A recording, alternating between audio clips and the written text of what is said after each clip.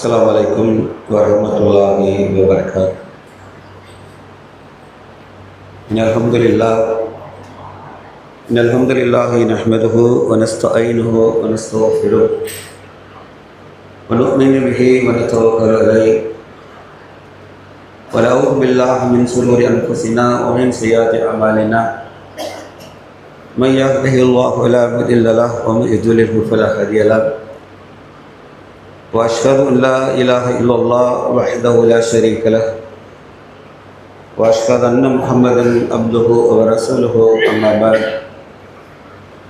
أعوذ بالله من الشيطان الرجيم بسم الله الرحمن الرحيم يا أيها الناس اتقوا ربكم الذي خلقكم من نفس واحدة وخلق منها زوجها وبث منهما رجالا كثيرا ونساء واتقوا الله الذي تساءلون به والأرحام إن الله كان عليكم رقيبا يا أيها الذين آمنوا اتقوا الله حق تقاته ولا تموتن إلا وأنتم مسلمون اللهم صل على محمد وعلى محمد كما صليت على إبراهيم وعلى آل إبراهيم إنك حميد مجيد اللهم بارك على محمد وعلى محمد كما باركت على إبراهيم وعلى آل إبراهيم إنك حميد مجيد.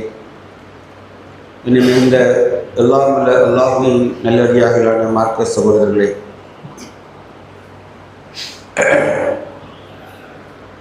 அல்லாஹ் ரப்பல் ஆலமீன் இந்த மார்க்கத்தை நமக்கு அருள்படியாக தந்தால் இந்த தீனுல் இஸ்லாத்தில் ஈமானுக்கு 70க்கும் மேற்பட்ட கிளைகள் உண்டு. ஒன்று ரெண்டு அல்ல, 70க்கும் மேற்பட்ட கிளைகள் உண்டு. இந்த ஈமான் என்பது பிற நம்பிக்கைகளிலிருந்து மாறுபடுவதை நாம் தெளிவாக உணர முடியும். முதலில் ஏகத்துவம் என்ற வணக்கத்துக்குரிய அல்லாஹ்வை தவிர யாரும் இல்லை என்று நம்புவதும், பின்னர் மலக்குமார்களை, வேதத்தை, நபிமார்களை, மரணத்தை, மன்னரை வாழ்வை, மறுமை, சொர்க்கம், நரகம், தீர்ப்பு கண்டு நம்பிக்கை வரைக்கும் நமது ஈமான் நீண்டு கொண்டே போகிறது. இவையெல்லாம் துவக்கத்தில் உள்ளவைதான். பின்னர் பூமியிலே முஸ்லீமாக நான் நம்பிக்கை கொண்ட பிறகு செய்ய வேண்டிய அடிப்படை காரியங்களில் இறை நம்பிக்கை, தொழுகை, நோன்பு, ஹஜ்ஜு, ஜக்காத், ஹஜ்ஜு என்று 50 கடமைகள் இருந்தார்கள். நமக்கு இன்னும் பல கடமைகள் கட்டாயமாக ஆக்கப்பட்டிருக்கிறது. அதில் கல்வியும் ஒன்று. அதுக்கு அடுத்தாற்போல் இந்த உம்மத்தையும் உயர்ந்த நிலைக்கு எடுத்து சொல்லக்கூடிய குன்தும் கைர உம்மத் உஹ்ரிஜத்தில் நாஸி தஅமுருன பில் மஅரூஃப் வல் தன்ஹூன அனில் முன்கர் துமினுபில்லாஹ். அல்லாஹ்வால் படைக்கப்பட்ட சமுதாயத்திலே நீங்கள் தான் மேன்மையான சமுதாயம். காரணம், நீங்கள் நன்மை ஏவுகின்றீர்கள், தீமை தடுக்கின்றீர்கள். வல்தகுன் உம்மத்துன் யதுஊன இலல் கைரி வயஅமுருன பில் மஅரூஃப் வல் யன்ஹவுன அனில் முன்கர் உலாயிக ஹுமுல் முஃப்லிஹூன். உங்களில் ஒரு சாரா நன்மை ஏவி தீமை தடுக்கட்டும். நீங்கள் நன்மை ஏவி கொண்டே இருங்கள். உலாயிக ஹுமுல் முஃப்லிஹூன், நீங்கள் தான் வெற்றியாளர்கள். இன்னொரு இடத்தில் அல்லாஹ் ரப்பல் ஆலமீன் பஷ்ஷிரில் மோமினின், இறை நம்பிக்கையாளருக்கு சுப செய்தி செல்வன் சொல்லிவிட்டு சொல்லும் பொழுது, ஆமிருன பில் மஅரூஃப் வன்னாஹுன அனில் முன்கர், அவர்கள் நன்மையை ஏவார்கள், தீமையை தடுப்பார்கள். அல்லாஹ் ரப்பல் ஆலமீன் அனுமதித்திருக்கிறானே, நன்மையை தீமையை தடுப்பதை பற்றி சொல்லிக்கொண்டே வருகிறார். இந்த சமூகம் நன்மையை தீமையை தடுக்கவில்லை என்று சொன்னால் அல்லாஹ் ரப்பல் ஆலமீனுடைய தண்டனையை இந்த பூமியின் மீது இறக்குவான். அல்லாஹ்வுடைய தண்டனை இறங்கிய பிறகு அது நம்மை விட்டு அகற்றப்பட மாட்டாது. அது விதிக்கப்பட்ட தண்டனைகளை முடித்து விட்டு தான் கரையேறும் என்று நபி ஸல்லல்லாஹு அலைஹி வஸல்லம் சொன்னதாக அபூபக்கர் சித்திக் ரலியல்லாஹு அன்ஹு சொல்கிறார்கள். வேறு ஆபத்தை நம்மை சூழ்ந்து வந்துவிடும். ஒன்று, அல்லாஹ்வின் புறத்திலிருந்து கோபம். சரியான நேரத்தில் சரியான முறையில் நாம் தீமையை தடுக்கவில்லை, நன்மையை ஏவவில்லை என்று சொன்னால் நமக்கு நாமே அநியாயம் செய்து கொள்வோம். மனித குலமே நமக்கு எதிராக மாறி நிற்கும் என்பதையும், நம் சமுதாயமே கொஞ்சம் கொஞ்சமாக கரைந்து காணாமல் போகும். நமது உரிமைகள், உடைமைகள் எல்லாத்தையும் இழந்து கொண்டே வருவோம். நமது உரிமைகள், உடைமைகள் எல்லாவற்றையும் ஒன்று நாம் இழந்து கொண்டே வருவோம். யாருக்கும் எங்கே நடக்கிறது என்ற அந்த மனப்போக்கு இஸ்லாத்துக்கு நேர் விரோதமான சிந்தனை. ஆகவேதான் இஸ்லாம் மட்டும்தான் இந்த பூமியில் எந்த மூலையில் ஏதோ ஒரு இடத்தில் ஒரு மூமினின் கண்ணில் அடிபட்டால் மற்றொரு கண் வேதனை வெளிப்படுத்தும் என்றும், மூமினுக்கு ஏற்படுகிற துன்பங்கள் யாவும் தன் சொந்த குடும்பத்தில் தனக்கு ஏற்பட்ட துன்பமாக நாம் கருதாத வரை மூமினாக இருக்க முடியாது. ஆகவேதான் அண்டை வீட்டுக்காரன் பசித்திருந்தால் கூட நீ வயிறு உடைக்க உண்ணாதே, அப்படி உண்டால் நீ என்னை சார்ந்தவன் என்று அல்லாஹுடைய தூதர் நபி ஸல்லல்லாஹு அலைஹி வஸல்லம் சொல்கிறார்கள். மன்னிமிகுந்த அல்லாஹ்வுடையார்களே, நாம் வாழ்கிற நாடு பல்வேறு கலாச்சாரங்கள், மதங்கள், இனம், மொழி என்று பண்பாடுகள் என்று எல்லாம் கலந்து வாழ்கிற நாடு. அதே நேரத்தில் இந்த நாட்டில் நமக்கு சில அருட்கொடைகள் இருந்தன, சட்டத்தின் மூலமாக இருப்பதாக இப்போது நம்பிக்கொண்டிருக்கிறோம். இந்திய நாட்டு அரசியல் சாசன சட்டத்தின் ஆர்டிகிள் 25, 26 அது இல்லாமல் இந்த இரண்டுமே ஒன்று, நாம் விரும்பிய மதத்தை ஏற்றுக்கொள்வதும் அதன்படி நாம் பிராக்டிஸ் வாழ்வதும் நடைமுறைப்படுத்துவதும் பிறருக்கு எடுத்துரைப்பதும் ப்ரொபகேஷன் பண்ணுவதும் பிரச்சாரம் செய்வதும் நமக்கு அனுமதிக்கப்பட்டோம், சட்டப்படியாக அனுமதிக்கப்பட்ட ஒன்று. அன்டு த லாண்ட் ஆர்டருக்கு எதிராக இல்லாத வரை, சட்ட ஒழுங்கு பாதுகாப்புக்கு இளைஞர் இல்லாத வரை செய்து கொள்ளலாம். 26வது பிரிவு, நாம் நமது சொந்த சொத்துக்களை நாமே நிர்வகிக்கலாம், நாமே அனுபவிக்கலாம், நாமே அதை கொண்டு நல்லறங்களும் செய்யலாம் என்பது 26வது சட்ட பிரிவு நமக்கு தந்திருக்கிறது.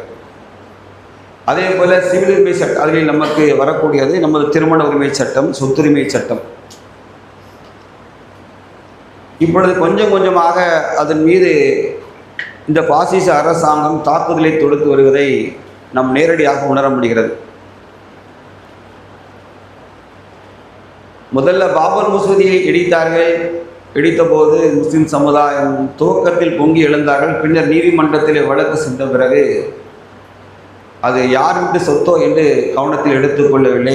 அதை போராட்டம் நடத்தியவர்களை கேலி மிண்டல் மன்னி கொண்டு வருஷ பாத்தியா ஓதுகிறார்கள் என்று இவர்களே பூந்தி வாங்கி கொடுத்து எங்களுக்கு மோதினாருக்கு சம்பளம் கொடுத்ததை கொண்டு பேசி பைத்தியக்காரர்களை கொண்டு உளறி கொண்டிருந்தார்கள். அப்போ நாங்கள் சொன்னோம், நீங்கள் உளறி கொண்டே இருங்கள், கட்டாயம் நீங்கள் மொட்டு முதல் சமுதாயம் உங்களோட ரோட்டில் வந்து புலம்புவீங்க, நீங்கள் கட்டாயம் இது நடக்கும், இந்த பூமியில் நடக்கத்தான் போகிறது. யாருக்கும் என்ன நம்பிக்கை இல்லை இந்த முஸ்லீம் சமுதாயம் என்ன தெரியுமா, அவன் ஓதுறான், எல்லாம் தான் ஓதுறான், லில்லாஹி முல்கு ஸமாவாத்தி வல் அர்த், நிச்சயமாக வான பூமி ஆட்சி அதிகாரம் அல்லாஹ்விடத்தில் இருக்கிறது. ஆனால் நம்மளால் என்ன நம்புவான் தெரியுமா, நம்ம சார்ந்துக்கிற கட்சியை சார்ந்தது, எந்த கட்சி ஆட்சியில் இருக்கோ அவனுக்கு ஓட்டு போட்டுட்டோம்னா ஆட்சி அதிகாரம் அவன் கையில் போச்சுன்னா அவன் நம்மளை பார்த்துடுவான். நம்ம அப்புறம் அவங்கள சட்டமன்றத்துக்கு நாடாளுமன்றம் அனுப்பி நம்ம வழக்கம் போல் ரொட்டி, சால்னா, பிரியாணி, நெய்ச்சோறு, கல்யாண வீடு, கத்னா வீடு, சடங்கு வீடு அடிச்சு நொறுக்கி தள்ளிட்டு போட் முடிஞ்சு டூட்டி முடிஞ்சுது. அங்கே தீர்மானம் நிறைவேற்றியாச்சு, எங்கே கடமை முடிஞ்சிட்டு, என்னப்பா பண்ணியாச்சு, அவங்க சட்டமன்ற தீர்மானம் நிறைவேற்றி அவங்க பார்த்துக்கிடுவாங்க என்று நம்ம சட்டையை கழட்டி போட்டுவிட்டு நல்லா கறி சோறு தின்னுட்டு படுத்துக்கொண்டோம். இதை ரொம்ப கடமையாக செய்து வருகிறோம். ரொம்ப பெருமை. என்னென்ன இழக்க போறீங்க பார்த்துக்கிட்டே இருங்க, நான் சொல்லிகிட்டே வருவேன், உங்களுக்கு தலை சுத்தும்.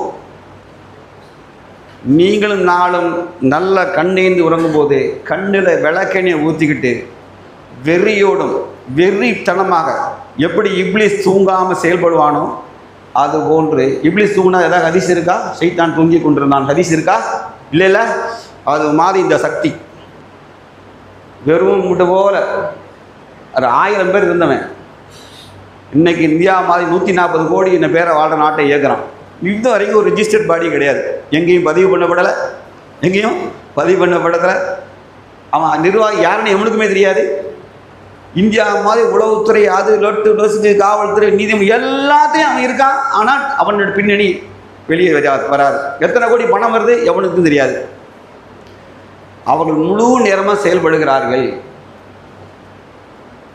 நம் சமுதாயம் அவனுக்கு ஆட்சி அதிகாரத்தை அவன் அடைவதே நம்மை தாக்குதல் மூலமாக, முஸ்லீம்கள் மீது தாக்குதல் தொடுப்பதாக மட்டும்தான் அவன் ஓட்டு வங்கியை சரி செய்கிறான். நல்லா தெரியுது, வெளிப்படையாக தெரியுது. போலரைசேஷன் என்று இந்து முஸ்லீம்களை பிளப்பதன் மூலமாகத்தான் அவன் ஆட்சி அதிகாரத்துக்கு வருகிறான். எந்த சேவையும் சொல்லி இல்லை. இங்கே ரெண்டே பாலிட்டிக்ஸ் தான். ஒன்று முஸ்லீமை ஆதரித்து ஒரு கட்சி அது ஜோதிச்சுக்கிட்டே இருக்கும், இன்னொன்று முஸ்லீமை அடித்து காலி பண்ணி ஒருத்தர் ஜோதிச்சுக்கிட்டே இருப்பான். ரெண்டு பேரும் நம்ம நம்பிதான். ஒன்று அடித்து, இன்னொன்று அவன் தோளில் கை கூட ஒரு நமக்கு ரெண்டும் பேரலாக நடக்கும். முஸ்லீம்கள் நாம் நம்ம கடமைகளை யார் கையிலே ஒப்படைக்கிறோம், யார் கையிலோ ஒப்படைத்து விட்டு எல்லாம் சரியாக போய்விடும் என்று நாம் கனவு கொண்டு வாழ்கிறோம். அந்த கனவின் விளைவு தான் இனி நம்ம சந்திக்க போகிறோம். நீ எல்லாமே லேசாக கருதிக்கிட்டே வந்தீங்க. முத்தலாக தடை சட்டத்தை நானே ஆதரிக்க தான் செஞ்சேன். அதில் ஒரே ஒரு மைனஸ் தான், 3 தலாக்கு அட் அ டைம் சொல்வது இஸ்லாத்திலே கிடையாது. ஆனால் அவன் என்ன சொன்னான் அப்படின்னா, கூட ஒரு பாயிண்டை சேர்த்துட்டான். எவனா அப்படி சொன்னான், ஆம்பளை கொண்டு ஜெயிலில் அடைச்சிரும். பிறகு ஜெயிலில் அடைச்ச பிறகு அவன் ஜெயிலில் இருந்துக்கிட்டு இவன் தலாக்கு எந்த மனைவிக்கு சொன்னானோ அந்த குடும்பத்துக்கு என்ன செய்வோம், மாதம் செலவு கொடுக்கும். ஏன்னா அவனே ஜெயிலில் கிடக்கான், அவன் எங்கேருந்து கொடுப்பான்? 2 தப்பான வேலையை பண்ணான். புரியுது? அப்போ அந்த நோக்கம் என்ன? முஸ்லீம் பெண்களை பாதுகாப்பதல்ல, முஸ்லீம் ஆண்களை சிறையில் அடைக்கிறது. அடுத்தால என்ன செஞ்சான், பாபர் மசூதி தீர்ப்பை உலகத்திலேயே நீதிபதிகள் கையெழுத்து போடாமலே, 5 நீதிபதி கையெழுத்து போடாமலே ஒரு தீர்ப்பை வழங்கிவிட்டு எங்கள் கடவுள் பேச்சை கேட்டு தான் என்ன செஞ்ச தீர்ப்பு வழங்கினோம் என்று ரிட்டையர்ட் ஆன பிறகு ஒருத்தர் சொல்கிறார். உச்ச நீதிமன்ற நீதிபதி சொல்கிறார். முடிஞ்சதா? அப்படின்னா நாங்கள் உத்தரவு போட்டு இடிச்சாச்சு, அந்த இடத்துல கோயிலும் கட்டி விழாவும் நடத்தி ட்ரஸ்ட்டு ஃபார்ம் பண்ணிக்க, நீ ட்ரஸ்ட்டு ஃபார்ம் பண்ணி கோயிலும் கட்டிக்க என்று இடத்து எத்தனை ஏக்கர் கொடுக்க வேண்டும் எல்லாம் ஜட்ஜி சொல்லிட்டு ரிட்டையர்ட் ஆகி போயிட்டார். முடிஞ்சதா? அப்போ நம்ம என்ன செஞ்சோம், சரி போனது போயிட்டுப்பா. இனி நம்ம பள்ளியாசல் அடிங்களப்பா, நமக்கு எப்படி நோம்பு கஞ்சி உண்டு, சம்சா முக்கோண சம்சா உண்டு, சட்னி உண்டு, அது நம்ம தெளிவாக இருக்கோம்ல, பிரச்சனை வராது. நினச்சிட்டு இருக்கீங்களா? வரும். ஆப்பு அல்லாவே வைப்பான். அதான் நான் சொன்னேன், வைப்பான். நீங்கள் பார்த்துக்கிட்டே இருங்க. ஒரே லோக்கல் ஆர்எஸ்எஸ்காரன் போதும் உங்களுக்கு எதிராக. இந்த பள்ளிவாசலுக்கு டாக்குமெண்ட் கிடையாது அப்படின்னு ஒரு பெட்டிஷன் அடித்தான் அப்படிங்களேன், எந்த பள்ளிவாசலாம் டாக்குமெண்ட் வச்சுருக்கேன், உன் நன்னா முன்னோர் காலத்தில் வப்பு செஞ்சாலும் அவன்கிட்ட இருக்கா, ரெக்கார்டு இருக்கா? எத்தனை பள்ளிவாசல் இருக்குது? எத்தனை பள்ளிவாசல் இருக்குது? இறைவா நான் சாக விடக்கூடாதுன்னு நினைக்கிறேன். ஏன்னா எங்களை மாதிரி ரோட்டில் போகிறவங்களை கேனப்பையெல்லாம் நீங்கள் நினச்சிங்கள வருவான். பார்த்துக்கிட்டே இருங்க. உங்களுக்கு எல்லாம் லேசாக தான் தெரியும், எல்லாம் லேசாக தெரியும். வருமன் காப்பம் தான் அறிவாளி நாங்கள் சொல்லிகிட்டு இருக்கோம். முஸ்லீம் சமுதாயம் வைப்ரண்ட்டாக இருக்கணும். எப்போது எதிரிகள் உஷாராயிட்டான் அப்படின்னா முஸ்லீம் சமுதாயம் எப்போதுமே போர்க்கணைகள் மாதிரி இருக்கணும். இதை என்ன பண்ணுறோம், என்ன எல்லாமே எவன்டையாவது பொறுப்பட்டு கடந்து எனக்கு என்னன்னு ரொம்ப கவனக்குறைவாக வாழ்கிறோம். அல்லாஹ்வுடைய நினைக்கிற சட்டத்தை சொல்லிட்டே வரோம் பாருங்க, உங்களுக்கு தலை சுத்தும். என்னென்ன செய்ய போகிறோம் பார்த்துக்கிட்டே இருங்க.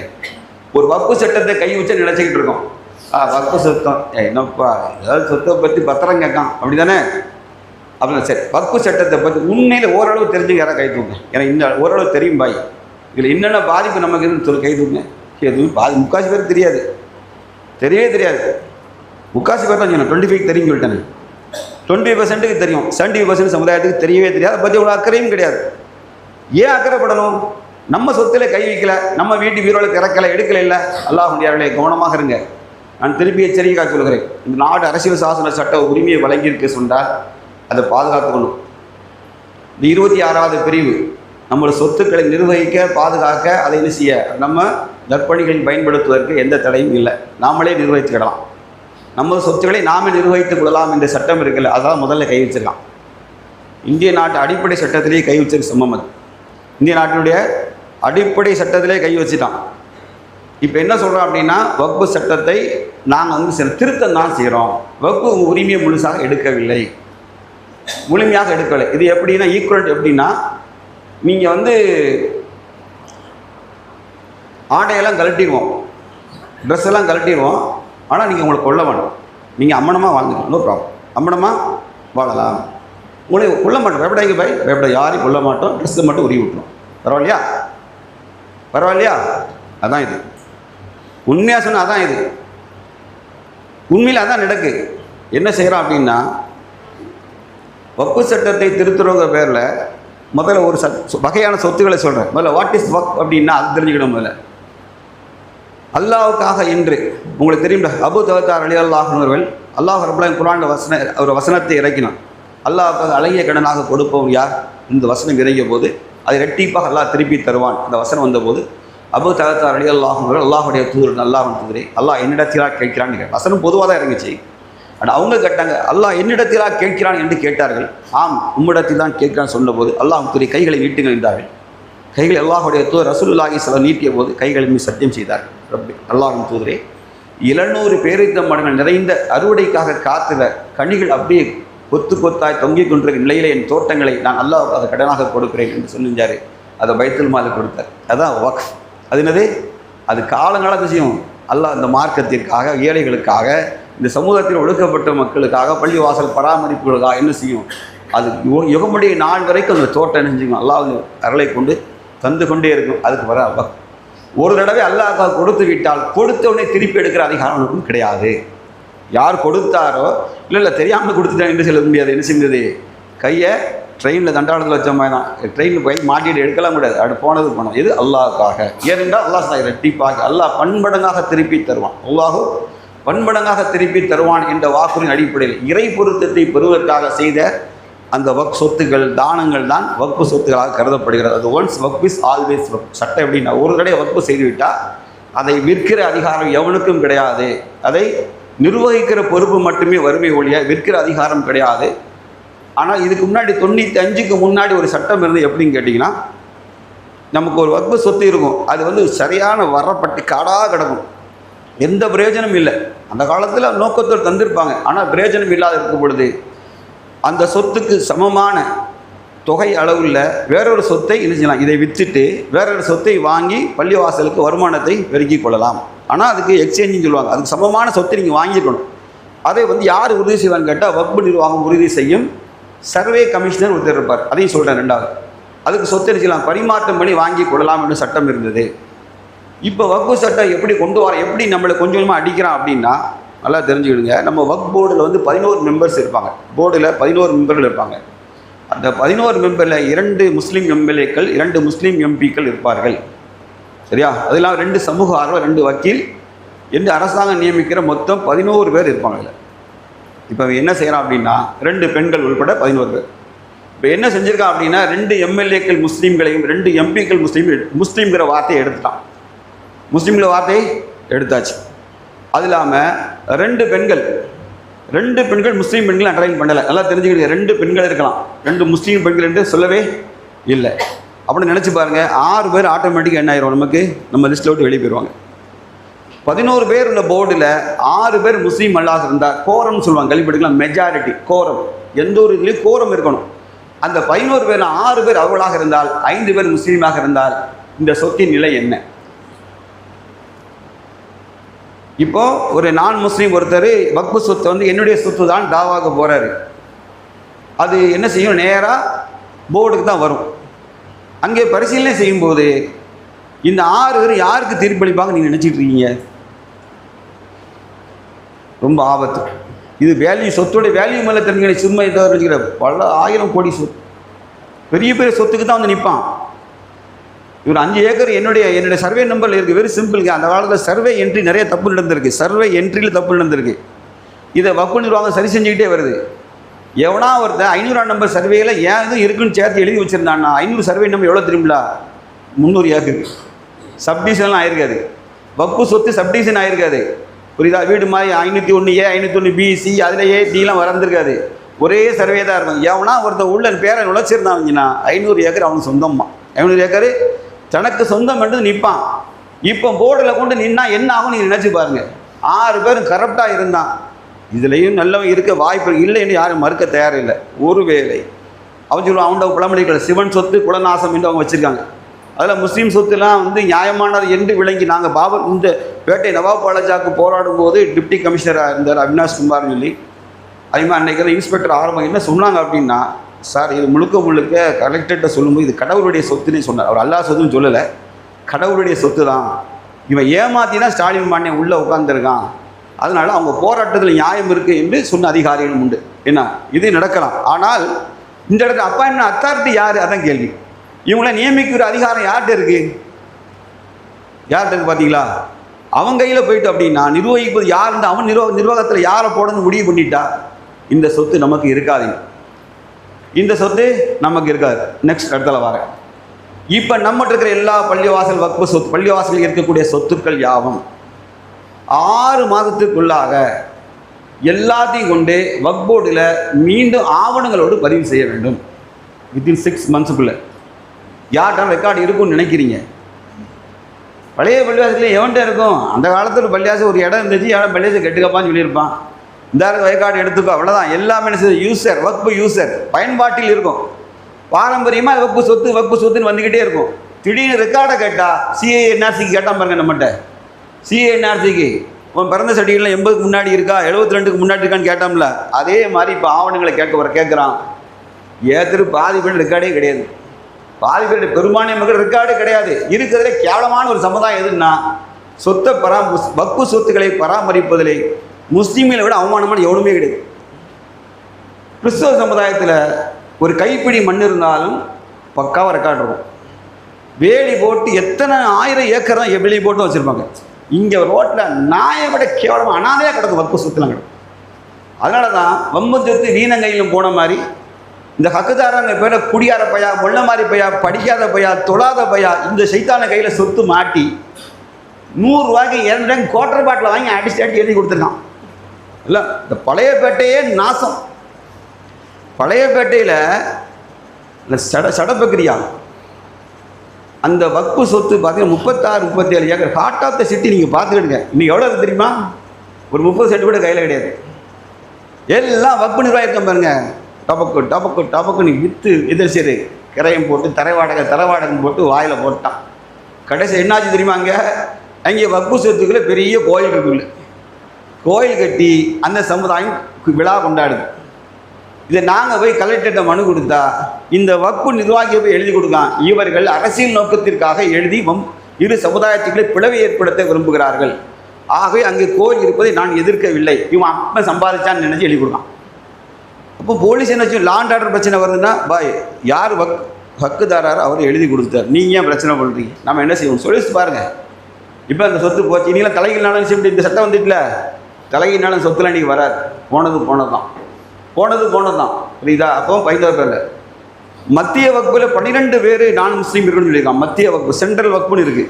இதெல்லாம் எதுக்குன்னா, ஆர்கியாலஜி சர்வே ஆஃப் இந்தியா தொல்பொருள் ஆராய்ச்சி கழகத்தின் கீழே இன்றைக்கி இருக்குல்ல, டெல்லி ஃபோர்ட், செங்கோட்டை, தாஜ்மஹால், இந்த மாதிரி பழம்பெரும் சொத்துக்கள் பல கோடி மதிப்பில் டெல்லியில் மட்டும் பல லட்சம் கோடி சொத்து இருக்குது.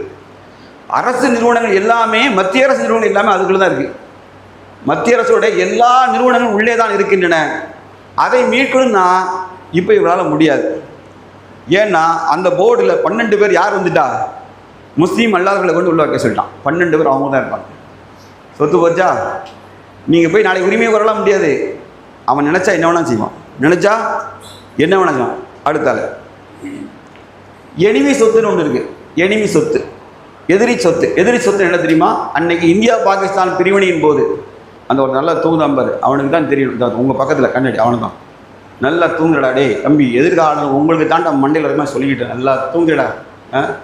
வயசு பையன் கிடந்து தூங்கி கிடக்க என்னென்ன எனக்கு கோவம் தான் வரும். இந்த மாதிரி பையன்கள்கிட்ட உணர்வு வரல அப்படின்னா கடைசியில் எருமை சாணியாக தான் இருப்பீங்க. எருமை சாணி என்ன சொன்னாலும் அவன் லூசு போயாப்பா கத்தி கிடப்பான்ப்பா, ஒரு 100 பையில் கொடியை பிடிச்சி கத்தி. அதனால் என்ன போகுது தெருக்கு தான் போவீங்க.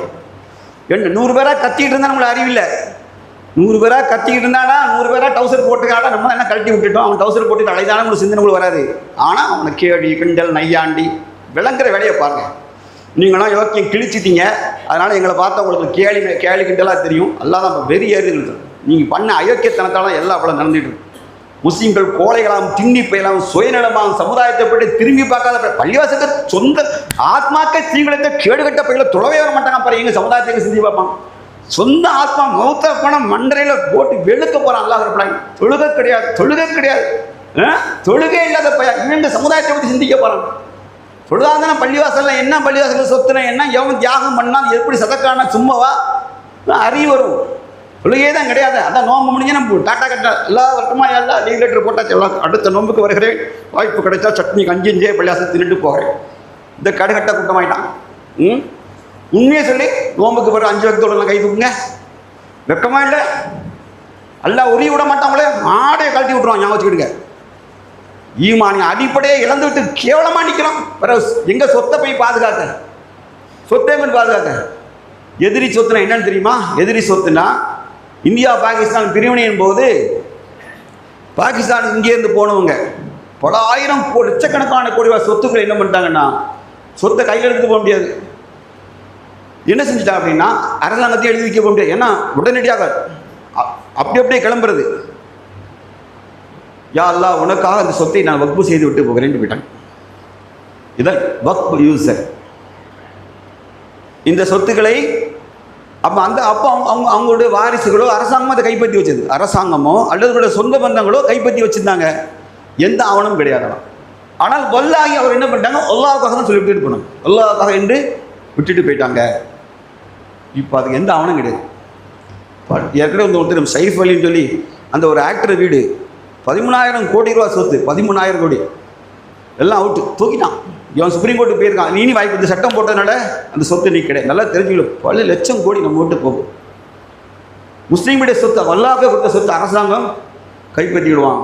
அல்லாஹ் என்ன வேணாலும் செய்வான். நீங்கள் இனி கேட்க முடியாது. புரிஞ்சுதா? போயிட்டு இப்போ நமக்கு சர்வே கமிஷனர்னு ஒரு அதிகாரி வச்சிருந்தோம். எல்லாம் தெரிஞ்சுக்கிட்டு சர்வே கமிஷனர் ஒரு அதிகாரி வச்சிருந்தோம். அவங்களுடைய வேலை என்ன அப்படின்னா, இப்போ வக்பு சொத்து இருக்குது, இன்னொருத்தர் இது என்னுடைய சொத்து என்று சொல்லுகிறார். வக்பும் சொல்லு என்னுடைய சொத்துங்கிறாரு, இன்னொருத்தர் என்னுடைய சொத்து தான் கிளைம் பண்ணுறாரு. இப்படி கிளைம் பண்ணும்போது இந்த சொத்து சம்பந்தமான தாவா யார்கிட்ட போகும்னா, சர்வே கமிஷனர், நில அளவை ஆணையாளர் அப்படிங்கிட்டு போகும். அவர் உயர் கலெக்டருக்கு அடுத்த ரேங்கில் ஒரு உயர் அதிகாரி, நடுநிலை அதிகாரி.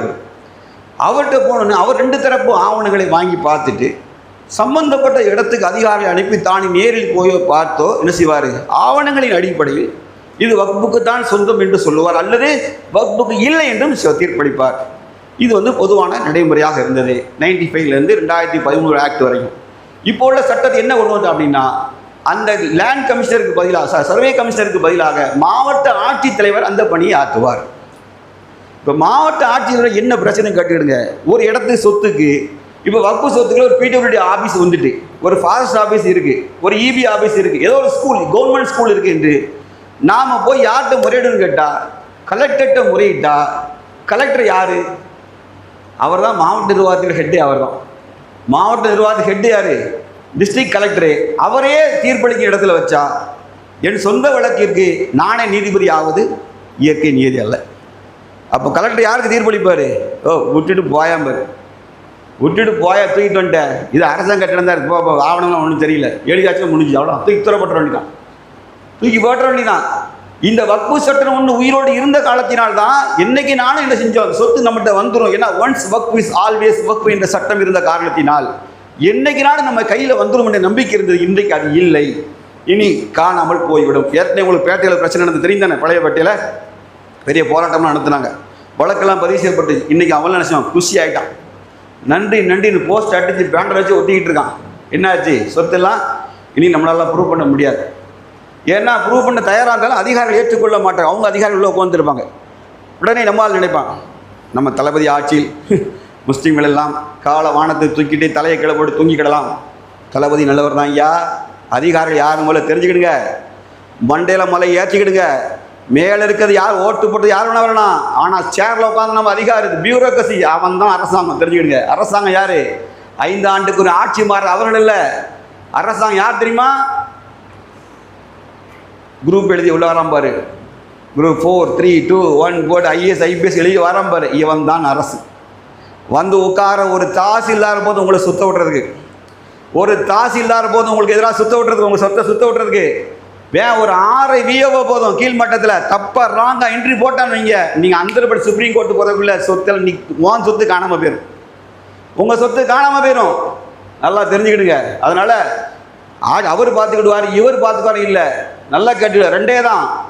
நாம் இந்த உலகத்தில் போராடித்தான் ஆக வேண்டும் என்றால் போராடித்தான் ஆக வேண்டும், போராடித்தான் சாக வேண்டும் என்றால் போராடித்தான் சாக வேண்டும். இந்த உலகத்தை அல்லாஹ் கேட்க போகிறது, நீ அதிகாரத்தை கொடுத்து நீ ஏன் கவுட்டைகளை கையை கொடுத்து படுத்துன்னு கட்டாயம் எல்லாம் கேட்பான். நீ என்ன செய்தா என்ற கேள்வி, ஓட்டை போட்டு நீ படுத்துக்கிறது இல்லை. இந்த இடத்துல தெரிஞ்சுக்கிடுங்க, வீதிக்கு வராமல் எந்த நீதியும் கிடைக்காது. இந்த நாட்டை பொறுத்தவரை வீதிக்கு வராமல் எந்த நீதியும் கிடைத்ததில்லை. சிஐஎன்ஆர்சி போராட்டத்தை நம்ம முடக்கியது மக்களை, குழந்தைகளையும் பெண்களையும் முதுகிட்டு தூக்கிட்டு வந்து. உங்களுக்கு தெரியும், டெல்லியில் ஒரு பெண் தன்னுடைய கை குழந்தையோட தொடர்ந்து போராட்டத்தை வந்தாங்க. கை குழந்தையோட திடீர்னு மறுநாள் வந்து நிற்காங்க, கையில் குழந்தையை காணும். 2ஆம் நாள் அவங்க குழந்தையை காணும். பக்கத்தில் அருகில் இருக்கிற தோழி தொடர்ந்து கேட்டே வரா, எங்கே குழந்தைய, இல்லை உடம்பு சரின்னு சொல்லிக்கிட்டே வராங்க. உண்மையில் என்ன நடந்தது தெரியுமா? போராட்டம் பனிக்காலம் இருக்கிற காலத்தில் தொடர்ந்து பணியில் குழந்தை இறந்துட்டு, குழந்தை இறந்ததை கூட துக்கத்தை மனதில் மறைத்து கொண்டு சிஏஎன்ஆர்சி வாலிமை போராட்டங்கிற காரணத்தில் அந்த சகோதரி வந்து போராட்ட காலத்தில் உட்காந்துருந்தாங்க. 3ஆம் நாள் அந்த தோழி கேட்குறா, மீண்டும் கேட்குறா, உண்மையை சொல்லு, ஏன் பிள்ளையை காணும், கைப்பிள்ளையை விட்டுட்டு எப்படி நீ வாரம் கேட்கும்போது கையை பிடி சொன்னா, உன் கையில் குழந்தை இருக்கா? இருக்குது. உன் குழந்தை நாளை அனாதையாகிவிடக்கூடாது, அடிமையாகிவிடக்கூடாது என்பதற்காக என் குழந்தை இறந்த பிறகு நான் போராட்ட களத்துக்கு வந்திருக்கிறேன் என்று சொன்னான். தெரிஞ்சுக்கிடுங்க, முதல்ல தெரிஞ்சுக்கிடுங்க ஆண்களே, ஆண்களே. இது இது தோற்றம் பத்தாது, புரியுதா? எங்கே சொத்து போயிருமோ, எங்கே போயிருவோமா, எல்லாம் இழப்போமா. நீங்கள் nothing you bring this world. ஒன்னையும் தூக்கிட்டு வரல. ஏதாவது நீ கொண்டு வந்தால் தானே இழந்தேன்னு சொல்வதற்கு. புரிந்து கொள்ளுங்கள், மார்க்கம் வேற ஒன்றே சொல்லுது. பாலஸ்தீன மக்கள் திரும்புங்க, பலகீனமான மக்கள், நிராயுதபாணி, உலகத்திலே வல்லர்கள் அடி குண்டை ஓட்ட அடிச்சு கொள்ளுதான். ஏன் சரணடைஞ்சிட்டா என்ன? சினாய் மலை நோக்கி ஓடிட்டாதான் என்ன? வாழ்ந்தாதான் என்ன?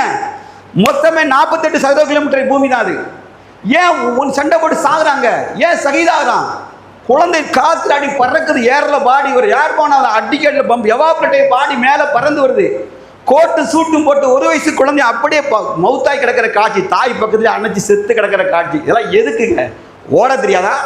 நம்மள மாதிரி கோலையா வாழ தெரியாதா?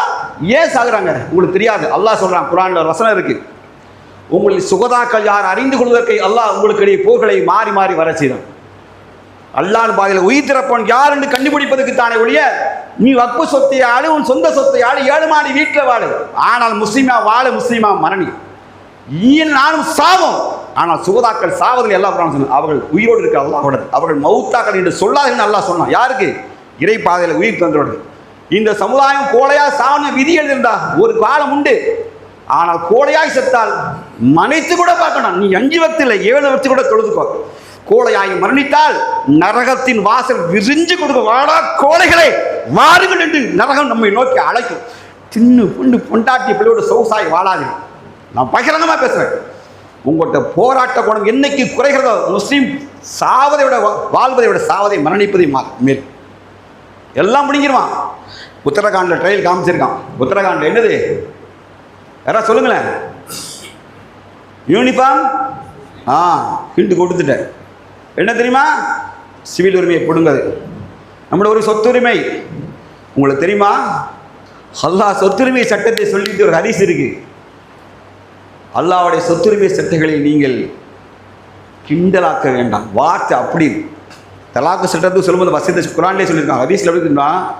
அல்லாஹ் உங்களுடைய சொத்துரிமை சட்டங்களை தந்துள்ளான், அதை நீங்கள் கேலி செய்து விடாதீர்கள். நம்மளுக்கு சரியாக செய்யலைன்னா இன்னைக்கு உரிமையை பிடிக்கிட்டான் உத்தரகாண்டில், அது இந்தியாவில் வரப்போகுது, வந்துடும். அந்தந்த ஸ்டேட் வேணால் டிஃபெண்ட் பண்ணும்.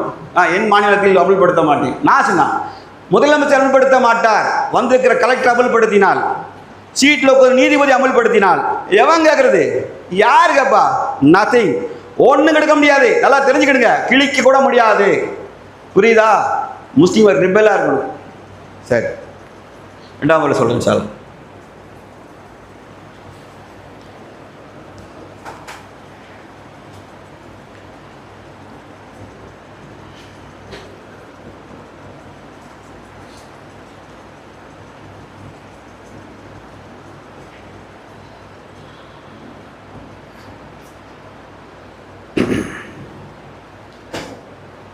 அல்ஹம்துலில்லாஹ் முஹம்மது ஸல்லல்லாஹு அலைஹி வஸல்லம் கரீம். அம்மா பாத். கண்ணியமிகுந்த அல்லாஹ்வுடையார்களே, இந்த வக்பு சொத்து, வக்பு யார் வேண்டுமானாலும் அல்லாஹ்வுக்காக செய்யலாம்னு சட்டம் இருந்தது. முஸ்லீம் அல்லாதவர்கள் கூட இந்து சமுதாய மக்கள்கிட்ட ஒரு பழக்கம் உண்டு. அவங்க ஏதாவது பள்ளிவாசலுக்கு நேர்ந்த பிள்ளைக்கு உடம்பு சரியில்லை அப்படின்னு பள்ளிவாசலுக்கு வருவாங்க, அல்லது ஏதாவது தர்காவுக்கு போவாங்க. போயிட்டு என்ன செய்வாங்கன்னா, அங்கோல அசரத்தில் சொல்லி என் பிள்ளைக்கு ஓதி பாருங்க, 2 மாதமாக காய்ச்சல் விட மாட்டேக்கு. அவங்க நம்பிக்கை. இவர் தெரிஞ்சதை ஓதுவார், அல்லாஹ் நாட்டை விட்டு ஷிஃபா ஆகிடும். அவங்க என்ன செய்வாங்க அப்படின்னா, எத்தனையோ டாக்டர்கிட்ட போன குணமாகலை, அல்லாஹ் இவங்க மூலமாக தான் அல்லாஹ் நமக்கு நினைச்சிருக்கான், கடவுள் நமக்கு நோய் குணமளிக்கிறாரு. ஆக என்னுடைய சொத்தில் ஒரு 1 ஏக்கர் விவசாய நிலத்தை நான் இந்த பள்ளிவாசலுக்கு எழுதி வைக்கிறேன். இப்படி செஞ்சுருவாங்க. யார்? இந்து சமுதாயம் இன்னும் இருக்குது. அந்த காலத்தில் மன்னர்கள் நிறைய அனுப்பிச்சிருக்காங்க, இதை மன்னர்களே செய்திருக்கிறார்கள். இப்போவும் இந்த வழக்கம் இருக்குது. சில பேர் இடமா தராட்டாலும் பொருளாக என்ன செய்வாங்க, இது வீட்டில் வச்சு பள்ளிவாசலில் வைங்க எங்கள் பொருள் என்று சொல்லி வைப்பார்கள். சிலர் என்ன செய்கிறாங்கன்னா, இந்த இளநீலாம் பறிச்சுட்டு என் தோட்டத்து விளைச்சலை நான் இந்த ஒரு இளைச்சலை நான் இந்த பள்ளிக்கு தந்துடுறேன் என்று செய்கிறார்களா? இனி அதை செய்ய முடியாண்டான். முஸ்லீம் அல்லாதவர்கள் வக்பு செய்யக்கூடாது. ஏன் செய்யக்கூடாது என்றால், அப்படி செய்தால் 5 ஆண்டு அவர்கள் இஸ்லாத்தை தழுவி 5 ஆண்டுகள் இருக்க வேண்டும். சரி, 5 ஆண்டு ஆயிரம். இப்போ 5 ஆண்டு முஸ்லீம் ஆகணும்னா என்னெல்லாம் செய்யணும் அது நமக்கு தெரியாது. ஏன் தெரியாது? நம்ம முஸ்லீமாக இல்லை. யாராவது கேளுங்க டக்குன்னு. ஏன்னா இவனே 5 வக்து தொழ மாட்டான். இந்த பாயின்னு பேர் வச்சு சர்டிஃபிகேட் வச்சுருக்கான். இவனே 5 வக்து தொழுறது கிடையாது. இவனே தலை நோம்பு 10ஆம் நோம்பு 12ஆம் நோம்பு 17ஆம் நோம்பு 27ஆம் நோம்பு 30ஆம் நோம்பு 5 நோம்பு கண்டுபிடிச்சி வச்சிருக்கான். தலையை வெட்டி எடுத்துறோன்னே இவங்களெல்லாம் என்ன இவனே எப்படி இருக்கான். இப்போ இந்த முஸ்லீம் லட்சணம்னா இப்படி புதிதாக இஸ்லாத்தை வந்தவர்கள் வக்ஃபு செய்ய வேண்டும் என்றால் அவர்கள் 5 ஆண்டு நினைச்சிருக்கணும். அவர் இஸ்லாத்தை கடைபிடித்ததாக மாவட்ட ஆட்சித்தலைவர் சர்டிஃபிகேட் தர வேண்டும். வாங்க வாங்க தருவான் அவங்களுக்கு. மாவட்ட ஆட்சித்தலைவரை ஊருக்கே மனு கொடுக்கறனால திங்கக்கிழமை மண்டையை பிடிச்சி நாங்கள் நிறுத்திடுவாங்க. அந்த பக்கம் கடைசி நிறுத்திடுவோம். போ ஒரு ஆள் போ 50 பேர் 100 பேர் வேனை பிடிச்சி வந்துருமா, 2 பேர் மட்டும் உள்ளே போகணுமா. இவ்வளோ பேர் கலெக்டர்லாம் வரமாட்டாருவே, அதெல்லாம் மன்னர் ஆட்சியில் 2 பேர் மட்டும் உள்ளே போ. 2 பேர் உள்ள மனு கொடுத்தா 2 மினிட்ஸ் அது சேர்ந்து ஓகே அது என்னன்னு நான் பார்க்க நான் பார்த்துருவேன். நீங்கள் போங்க, நான் பார்த்து இப்படி குப்பையில் போட்டுறேன், நீங்கள் போங்கம்மா. இதுதான் நடக்கும். இப்போ நீ போய் ஐயா நான் வந்து பள்ளிவாசலுக்கு சொத்து கொடுக்க போகிறேன். சரி என்ன நான் முஸ்லீம்னு நீங்கள் தான் சொல்லணும். அது எப்படி நான் நம்புவது? உங்கள் ஆலிம்சா கூட்டுவான்னு கேட்க போகிறாரா? அல்லது வீவை வந்து ஆமாம் 5 வக்து இவர் தொழுவார். தலையாரி வந்து ஐயா இவர் 5 வக்து தொழுவார். புதுமண பள்ளிவாசலில் 5 வக்து காலையில் தலையில் குப்புற இடத்துல நான் பார்த்துருக்கேன் இப்படி சொல்லுவாரா? புரியுதா? சட்டம் எங்கே போய்ட்டு தெரியுதா? இவங்க 5 வக்து முஸ்லீம்னு சர்டிஃபிகேட் பண்ணணும். அப்புறம் தான் சொத்தே கொடுக்கறது. இப்போ நானே கொடுக்கணும்னு நினச்சிக்கிடுங்க. ஒருத்தர் அப்ளிகேஷன் கொடுத்துட்டான், சார் இவர் முஸ்லீம் கிடையாதுட்டான். உடனே நான் முதல்ல முஸ்லீம்னு சொல்லி நான் 5 வக்தியோ 5 வருஷம் இல்லையா 40 வருஷமாக தொழுதுட்டு இருக்கேன்னு நான் சொல்லணும். சொன்னால் தான் வக்ஃபு செய்ய முடியும். புரிஞ்சுதா? சுத்தமாக ஜாலி முடிச்சிட்டானா அடுத்தால இதுதான் சொல்லு. ரொம்ப சிக்கல் இருக்குது. நிறைய இப்போவுமே கபரிஸ்தான்கள் வந்து பிரச்சனைகள் இருக்குது தெரியுமா உங்களுக்கு? கபரிஸ்தானில் நிறைய இடத்துல இப்பவும் பிரச்சனை இருந்துக்கிட்டே இருக்குது. அடக்காசி விட மாட்டாங்க, பிரச்சனை பண்ணிட்டே இருப்பாங்க. உங்களுக்கு தெரியும் கோயம்புத்தூரில் சம்பவம் நடந்துச்சு தானே? கோயம்புத்தூர் நம்ம இடத்துக்குள்ளேயே இருந்துக்கிட்டு அவனை அடக்கம் பண்ண விடலை. இப்போ என்ன செய்வோம் அப்படின்னா பாரம்பரியமாக நம்ம ஜனாசா அடக்கம் பண்ணிகிட்டு இருப்போம். ஒரு ஜனாசா வந்தோடனே நேராக ஒரு காவிக்காரன் செய்வான். காவிக்காரன் போய் நேராக போய் ஸ்டேஷனில் கம்ப்ளைண்ட் கொடுப்பான். சார் இங்கே அடக்கம் பண்ணக்கூடாது சார், இவங்க அடக்கம் பண்ணக்கூடாது, இது இடம் சர்ச்சைக்குள்ளே இடமா. சர்ச்சைக்கு இடம்னா போலீஸ் என்ன செய்யும்? பாடி நிறுத்துன்றோம். முதல்ல ஃபர்ஸ்ட் நிறுத்து, அடக்கத்தை நிறுத்தியா, எனக்கு தெரிய கம்ப்ளைண்ட் வந்துட்டு நான் அப்படி தூக்கிலாம் போட முடியாது, கம்ப்ளைண்ட் நிறுத்து. இது யார் வந்து உறுதி செய்யணும்? இதை எவ்வளோ பெரிய ப்ராசஸ் நடக்க போகுது தெரியுமா? அது சாதகமாக முடியுமா உங்களுக்கு தெரியும். உதாரணத்துக்கு நான் சொல்லிடுறேன், ஒரு நெஞ்சு பதறும். இந்த கைலாசபுரம் பள்ளிவாசலை சேர்ந்த ஒரு சகோதரர் யாதவ் சமுதாயத்தை சேர்ந்த இஸ்லாத்துக்கு வந்த கறிக்கடை வச்சிருந்தார். முகமது ஆலிம் சார் தெரியுமா? நீல தாடிச்சு வரைக்கும் பார்த்துருப்பீங்களா? பயானுக்கு வந்துருக்கிறவர். அவர் கதறினார், உண்மையிலே மறக்கவே முடியாது. அந்த ஆள் தப்லீக் சகோதரர். யார்? இந்த யாதவ் சமுதாயத்தை சேர்ந்து கறிக்கடை வச்சிருந்தார். இஸ்லாத்தை ஏற்றுக்கிட்டார். அவங்க மனைவி பிள்ளைகள் ஏற்றுக்கல. அவர் உண்மையிலே 5 வக்து தொழுகை உண்மையிலே ப்ராக்டிஸ் பண்ணியிருக்காரு. உங்களுக்கு தப்லீக் சொல்ல பொறுத்த தொழுகை விஷயத்தில் வேண்டதாக இருப்பாங்க. வெளியூருக்குலாம் போவார். அந்த மாதிரி ஆளுவர். திடீர்னு அல்லாஹ் அவருக்கு மௌத்தை நாடிட்டான். என்ன ஆகிட்டா அது வரைக்கும் இந்த குடும்பம் வாழாத குடும்பம் வந்து என்ன பண்ணிட்டு நேராக ஸ்டேஷனில் ஒரு கம்ப்ளைண்ட். நம்ம பாடியை தூக்கி எல்லாம் முறையாக கஃபன் துணி அடக்கத்துக்கு ரெடியாக நிற்கிது. அடக்கம் பண்ணதுக்கு ரெடியாக நிற்கும் போது போலீஸ் ஃபோர்ஸோடு வந்துட்டாங்க. வந்து அவங்க மனைவி பிள்ளை வந்து நாங்கள் தான் சட்டப்படி வாரிசு, சட்டப்படி மனைவி பிள்ளை தான் வாரிசு, அவர் இஸ்லாத்தை ஏற்றுக்கலாம், ஆனால் லீகலாக நான் தான் மனைவி, நான் இவர் தான் என் பிள்ளை, எங்கள்கிட்ட இருக்குது, பாடி எங்கள்கிட்ட ஒப்படைங்க, நாங்கள் இன்னும் முறைப்படி எரி பண்ணது. ஃபைட்டு பண்ணி கடும் முயற்சி பண்ணி பார்த்தோம், வல்லாகி கடும் முயற்சி பண்ணி பார்த்தோம். சட்டம் தான் கிடைச்சி. அதான் இந்த சட்டத்தை அண்டர்லைன் பண்ணிடுவான். கடைசி அந்த யார் தொழுகை நிலைநாட்டினான் அந்த சகோதரனை இதே இடத்துல விட தகனம் பண்ணணும். வழியெல்லாம் தூரத்துன்னு பார்த்துக்கிட்டே இருந்தோம். கண்ணில் கண்ணீர் வந்துச்சு. தெரிஞ்சுக்கிடுங்க, இதே மாதிரி எத்தனையோ சகோதரர் இஸ்லாத்துக்கு வந்த சகோதரர் நிலையெல்லாம் மாறும். இது என்ன ஆகுனா ஒரு கட்டத்தில் முஸ்லீமாக வர பயப்பட ஆரம்பிச்சிருவாங்க. நல்லா நிறைய தெரிஞ்சுக்கிடுங்க. நிறைய பின்னாடி ட்ரிக்கு நான் சொல்ல, பின்னாடி பொடி வைக்கிற நிறைய வேலை உள்ளே இருக்குது. நல்லா உங்களுக்கு தெரியல.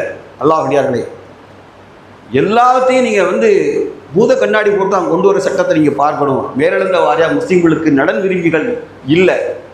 காங்கிரஸே நமக்கு நிறைய மறைவாக சட்டம் பண்ணிட்டான். காஷ்மீரை நிர்மூலமாக்க 95% நிர்மூலமாக்குறது காங்கிரஸ் தான். தெரிஞ்சுக்கிட்டு முதல்ல 5% பிஜேபி. அவன் ஆத்தன்டிக்கான உரிமை எடுத்தான். 95% காஷ்மீர் மக்கள் தான் ஐஏஎஸ் இருக்கணும், காஷ்மீர் மக்கள் தான் ஐபிஎஸ் இருக்கணும், காஷ்மீர் மக்கள் நீதிபதி எல்லாத்தையும் எடுத்து எடுத்து எடுத்து எடுத்து வேற உள்ள கொண்டு வந்துக்கிட்டே இருந்தான். யார்? பிளட்டி காங்கிரஸ். உண்மை அது. ஆர்டிகல் 370 ரிவோவ் பண்ண போது சிதம்பரம் வந்து ஹரிகிட்ட கொடுத்த பேட்டியை நீங்கள் கேட்டு பாருங்கள். 90% ஏற்கனவே நாங்கள் காஷ்மீரை ஒன்றும் இல்லாமல் ஆக்கிட்டோம், இங்கே வந்து சட்டம் போட்டு எடுத்தாங்க, அப்படி வெளிப்படையாக சொன்னோம். இதுதான் உண்மை. நமக்கு எவன் நண்பன் அல்ல, நமக்கு நண்பன் இல்லை. அதான் நீங்கள் யாரை நம்பணும் தெரியுமா? லில்லாஹி முல்கு ஸமாவாத்தி வல் அர்த், வான பூமியின் ஆட்சி அதிகாரம் அல்லாஹ்ட்ட. முஸ்லீம் எப்போதுமே செய்யணும், ஒரு பக்கம் நட்பு, இன்னொரு பக்கம் சந்தேக கண்ணோடு தான் பழகும். ஏன்னா அல்லாஹ் குர்ஆன்ல சொல்லிட்டான், நீ முஸ்லீமாக இருந்தால் யூதர்களும் நஸ்ரானிகளும் இணை வைப்பார்களும் உங்களுக்கு எதிராக சந்தர்ப்பம் கிடைத்தால் நாவான் கரத்தால் உங்களை தீண்டுவார்கள். இது அல்லாஹ் சொன்ன வாக்குறுதி. யாவரும் நீங்கள் காம்ப்ரமைஸ் ஆக வேண்டிய அவசியமே இல்லை. நாம் அடுத்தவன் சொத்துக்கு ஒரு காலம் ஆசைப்படவே கூடாது. ஒரு முஸ்லீம் எந்த சூழ்நிலையும் அடுத்தவன் சொத்துக்கு ஆசைப்படக்கூடாது. அதே மாதிரி நம் சொத்தை எதுவாக இழக்கவும் கூடாது. அல்லாஹ் கேட்பான், அன்ன மசாஜர் இல்லா, பள்ளியெல்லாம் அல்லாஹ்வுக்குரிய மாதிரி வக்ஃபு சொத்துக்கெல்லாம் அல்லாஹ்வுக்குரியது என்று வரும்போது அதற்காக என்ன செய்தா என்று கேட்டபோது நாம் பதில் சொல்லாமல் உறங்கிவிட முடியாது, தப்பித்துக் கொள்ள முடியாது, அல்லாஹ் முடியாது. குறிப்பாக இளம் பிள்ளைகள் நிறையா வந்துருங்க, தெரிஞ்சுக்கிடுங்க வாட் இஸ் கோயிங் ஆன், என்ன நடந்துகிட்டு இருக்கு, என்ன ஆபத்து. அடுத்த தலைமுறைகள் நீங்கள் ரிசீவ்னா அடையாளம் தினமாக்கப்பட்டுருவீங்க, அடையாளம் தினமாக்கிடுவான். விழிப்புணர்வோடு இருங்கள், கற்றுக்கொள்ளுங்கள், போராட்ட மனநிலைந்து மாறிவிடாது. யாரை எவனோ பார்த்துக்கொள்வான்னு இந்த இந்திய நாட்டுக்கு சாபம் பெருசாக இறங்கும். ஏன் தெரியுமா? நான் ஒன்று சொல்லிட்டு நான் நிறைவு செய்கிறேன். உலகத்தை 2வது முஸ்லீம் எண்ணிக்கையுள்ள நாடு முஸ்லீம் நாடு தான், இந்தியா தான். First Indonesia, the second one is our India. ஆனால் நம்ம ஏன் அடி வாங்க போகிறோம் தெரியுமா? நீங்கள் மனசாட்சியோடு பேசுங்க. இந்திய முஸ்லீம்கள் ஒரு 5 கோடி பேர் பாலஸ்தீன மக்களுக்காக போராடி இருப்போமா? நான் கேட்குற கேள்வி நியாயமான கேள்வி. அந்த உயிர் பதறிச்சு, குழந்தைகள் கொண்டு குவிக்கப்பட்டாங்க. நம்ம மக்களாக அனாதையாக உடல் சிதறி கிடந்து, இன்னும் உடலை தோண்டி எடுக்கலை, கணக்கே வரமாட்டேங்குது. வீடு வாசல் இல்லை, இன்னும் ஓடிக்கிட்டே இருக்குது, நிலையில்லாத வாழ்க்கையாக இருக்குல்ல. இந்த இந்திய நாட்டில் ஒரு 5 கோடி பேர் ரோட்டுக்கு வந்திருக்கோமா? நம்ம ரோட்டுக்கு வந்தால் என்ன நடக்குன்னு நினைக்கிறீங்களா? நான் சிம்பிளாக உதாரணத்தை சொல்கிறேன். சிறையில் இருக்காங்க, ஜெயிலில். அவங்களுக்கு என்ன பெரிய மனோபலம் தெரியுமா? பத்திரிகை செய்து உள்ளே போகும், பத்திரிகை படிப்பாங்க உள்ள. இந்த ரோட்டில் கடந்து ஒரு 100 பேர் சிறைவாசியை விடுதலை செய்து போராடிருப்பான். இது பத்திரிகை செய்து போடுவான், இன்னென்ன கட்சி போராடியது, 200 பேர் போராடியது. மக்களே, நாங்கள் போராடி சிறை கதவு திறக்கதே இல்லையோ, அவங்க இதயத்தில் ஒரு வலு சேர்ப்பானாங்க. நான் படுது சரி, நமக்கா 4 பேருக்கு மறக்கலடா, இந்த சமுதாயம் எல்லாம் செத்துட்டான்டா, எல்லாம் தின்னு செத்து நாசமாக போயிட்டான்டா. ஒரு 200 பேர் கத்திக்கிட்டு இருக்கான்டா, இன்னும் ஞாபகப்படுத்துறான்டா, எங்களெல்லாம் அதெல்லாம் உயிரோடு இருக்குன்னு நினைக்கிறான்டா. அல்லாஹ்வுக்கு அருள்பட்டு துவாக்கள் இவர்களுக்குத்தான். சின்னி இதே தான் பாலஸ்தீனுக்கு 5 கோடி முஸ்லீம்கள் ரோட்டில் இருக்க 30 கோடி குழந்தை குட்டிமா சிஏ என்ஆர்சிக்கு வந்தது பண்ணி நம்ம வீடு வாசலை தூக்கம் சொல்லி தானே போராடணும். அதே மாதிரி வீடு வாசல் இழந்தால் அந்த பிள்ளைகள் போராடுது. பெண் பிள்ளைகள் ரோட்டில் கதறிட்டு, மறைவிடம் இல்லை, கழிவறைக்கு மறைவிடம் இல்லை, மாற்று உடுத்த துணி இல்லை. எவ்வளோ கஷ்டத்தில் பிள்ளைகள் வாழுது, ஈமானோடு வாழுது. ரோட்டில் கத்தியிருந்தா அவங்க நினைக்க மாட்டாங்களா? இந்தியாவில் 5 கோடி பேர் நம்ம காண்டி இருக்காண்டா, நம்ம காண்டி துவா செய்வான் இல்லாட்டு போவாங்கப்பா, ஒன்று விடாமல் அடிப்பான், கண்ணால் நான் பார்ப்பேன்னு நினைக்கிறேன். அவ்வளோ மனசு வேணும். நீங்கள் நினச்சிக்கிட்டீங்களா? உங்கள் நெத்தியில் திருநீர் வச்சு அனுப்புகிற காலம் வெகு விரைவில் இல்லை, தெரிஞ்சுக்கிடுங்க. இப்படி கோழைகளாக இருந்தோம் வச்சு விடுவான். அஸ்ஸலாமு அலைக்கும், வாழ விடுங்க, அம்மனம்மனாலும் போகிறோம், எங்களை உயிரை கொடுங்கன்னு கேட்கக்கூடிய நிலைக்கு தள்ளிடுவான். தெரிஞ்சுக்கிடுங்க. முதல்ல போராடுங்கள். போராட சமுதாயம் எப்படி தெரியுமா? பல்லும் நகம் பிடுங்கப்பட்ட புலிக்கு சமம். பல்லு நகம் பிடுங்கப்பட்ட பலிக்கு சமம். தொழுது பிரயோஜனம் இல்லை, வெட்டி தொழுகை பிரயோஜனம் இல்லை. வீரம் இல்லாத தொழுகை, ஈகை இல்லாத தொழுகை, பொறுமை இல்லாத தொழுகை, சமூக அக்கறை இல்லாத தொழுகை, நன்மையை தீமை தடுத்து தவறிவிட்டால் கப்பல் மூழ்கி நீரில் மூழ்வதை போட்டு சமுதாயம் அழிவதை கண் முன்னாடியே பார்ப்போம். புரிஞ்சுக்கிடுங்க. அல்லாஹ்வுடைய தூதர் சொன்ன ஒரே செய்தி சொல்லி நிறைவு செய்கிற மக்களே, அல்லாஹ்வுடைய தூதர் சொன்னார்கள், இன்னும் அப்படியே இருக்குது, பசுமையாக இருக்குது இந்த ஹதீஸ். ஒரு நாள் வரும், பந்திக்கு அழைப்போம், விருந்துக்கு அழைப்பதை போன்று உங்களை கொள்வதற்காக காஃபிர்கள் அழைப்பார்கள். பிற மக்களை, தன் தோழர்களை அழைப்பார்கள். காஃபிர்களாம் ஃப்ரெண்ட்ஸ் அழைப்பானா, வாடா முஸ்லீம் இருக்கான், கொல்லுடா, முஸ்லீம் பிள்ளை சோப்பா இருக்கடா, கற்பழிடா, குழந்தைகளை வெட்டி வீசடா என்று அழைப்பார்கள். உடனே ஆச்சரியத்தோடு அல்லாஹ் தூதரே அப்படி அழைப்பார்களா? அப்படி என்றால் முஸ்லீம்கள் நாங்கள் எண்ணிக்கையில் குறைவாக இருப்போமான்னு கேட்டாங்க. அவங்க எண்ணிக்கையை தான் கேட்டாங்க. நபி ஸல்லல்லாஹு அலைஹி சொன்னாங்க, இல்லை, கடல் நுரையை கொண்டிருப்பாங்க. எப்படி இருக்கணுமா? இந்தியாவில் 30 கோடினா சாதாரண ஸ்ட்ரென்த்தில் வச்சு 20 கோடின்னு வைங்களா, அவங்க கணக்குப்படி சாதாரண ஸ்ட்ரென்த்துன்னு நினச்சிக்கிட்டீங்களா? இந்தியாவில் 5ல் ஒரு பங்கு, கடல் நுரையை கொண்டு இருப்பார்கள்.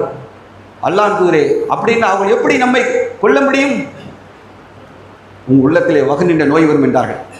யாரோ சொல்ல அந்த வார்த்தை புதிதாக இருந்தது. வகன் என்றால் என்னவென்று கேட்டார்கள். சொன்னார் அல்லாஹ்வுடைய தூதர்கள், நீங்கள் உலகத்தை நேசிப்பீர்கள், மரணத்தை வெறுப்பீர்கள். நீங்கள் உலகத்தை நேசிப்பீர்கள், மரணத்தை வெறுப்பீர்கள். ஆகவே உங்களை ஒருவரை அழித்து விருந்து கலைத்து கொண்டு அழைப்பார்கள். குஜராத்தில் சொன்னான் தெரியுமா? பாபு பஜ்ரங்கி, முசல்மான்கள் लड़कियों को उठा के ले गया है, சப் அப்னே காலியா ஆம் க ஜெய்சா மிட்டாய் தான். எப்படி சொன்னான்? முஸ்லீம் அப்படியே தூக்கிட்டு போய் அப்படியே ரேப் பண்ணோம். நாங்கள் அப்படியே அனுபவித்தோம். ஒவ்வொரு பெண்களும் அப்படியே மாம்பழம் போல சுவையாக இருந்தாங்க. tegalka.comல ஆஷிஷ் கேத்தால எடுத்த ஸ்டிங் ஆப்ரேஷன் வீடியோ படித்து பார்த்து பாருங்க. தலை சுத்தம். முட்டாள் சமுதாயமே, முட்டா பேட அவங்க பார்த்து இவங்க பார்த்து அலையாதீங்க பைத்தியக்கார மாதிரி. அல்லாட்ட தகச்சத்தில் எழுங்க. அல்லா கேட்கான், ஏதாவது உனக்கு தேவையா? முட்டாள் சமுதாயம் உனக்கு தேவையா? ஓடி வா. இரவு வந்து அல்லாஹ் ரப்பல் ஆலமீன் மனு வாங்குறான்டா. மனு வாங்குறான். தகஜத்தை எழுது, ரப்பே முடிந்தது கதை, நாங்கள் கோழைகளாகி இருந்தோம். லில்லாஹி முல்கு சமாவாத், வானபூமியின் ஆட்சி அதிகாரத்தை கொண்டு நீ காப்பாற்றலை என்றால் எங்களை கொண்டு விடுவார்கள், அழிச்சிருவார்கள், எங்கள் பிள்ளைகளை அழிப்பார்கள். அப்படி என்று அழுதுருக்குமா? தின்னுட்டு பாத்திட்டு கூட தொழாம 5 வக்து தொழுகையே கிடையாது. அட நோம்ப கடந்து போனவர்களே, இறையச்ச பயிற்சி சக்தி தின்னு பயிலும். இத்தக்குல்லா, திரும்பி எச்சரிக்கை செய்கிறேன். போராடாத சமுதாயம் பல்லும் நகத்தை புலி ஈஸியாக அடி பார்க்க உருங்கும். செப்பையில் வந்து பூனை அடிச்சுட்டு போயிடும். ஏன்னா பூனைக்கு நகம் பல்லு இருக்கு. பூனை புலி நச்சுன்னு மண்டையில் அடிச்சுட்டு போயிடும். ஓடா பல்லு இல்லாத பயன் என்று தெரிந்து கொள்ளுங்கள். நாம் அடுத்தவன் சொத்துக்கு ஆசைப்பட வேண்டாம், வன்முறையில் ஈடுபட வேண்டாம்.